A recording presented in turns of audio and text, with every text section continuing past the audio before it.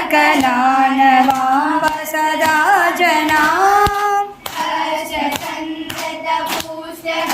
शपटी सुधागत मुद्रिके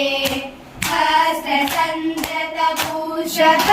शपटी सुधागत मुद्रिके कष्टकष्टिनि वर्णने कचुरोदरा दवा शारदे करुणानिधे सकलानवा